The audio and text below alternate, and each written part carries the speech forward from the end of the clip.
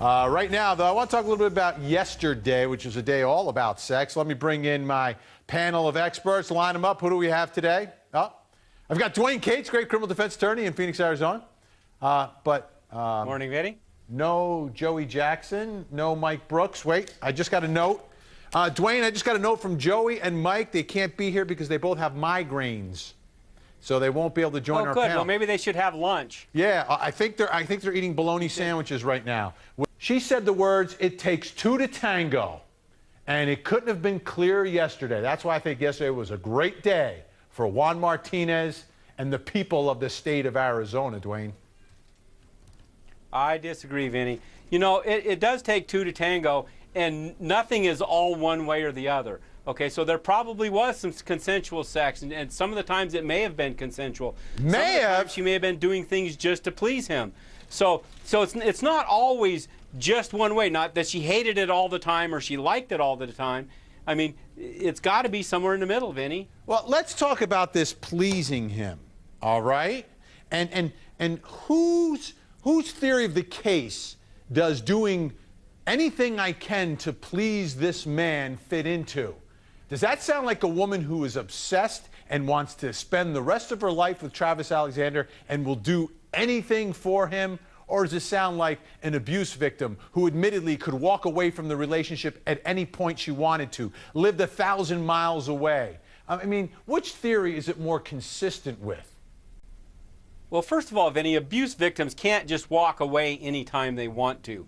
I mean, that's a myth. They can't do it, Vinny. They're under the spell. She was so in love with Travis Alexander that she would do anything for him, even degrading things. And she didn't want to speak ill of him. And that's where this whole thing's coming down, Vinny. I mean, you know, people that join cults do strange things.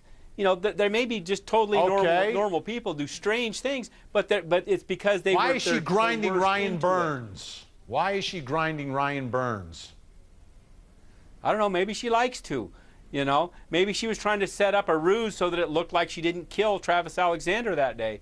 I mean, people seem to be surprised that she's trying to hide the fact that she killed Travis right after she killed him.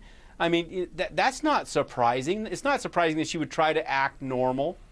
So let me ask you about today, okay? How do you think it goes? If today is the day that Juan Martinez cross-examines Jodi Arias about the killing itself? Well, how this goes today depends a lot on Juan Martinez. Now, if he attacks her and he goes into the killing and he's aggressive and he's attacking, she's going to cry. She's going to be on the stand sobbing, and that's going to be a very bad thing for the prosecution.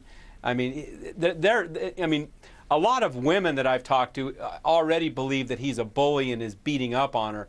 Shouldn't he beat her up? Well, I mean, he should try to get a result.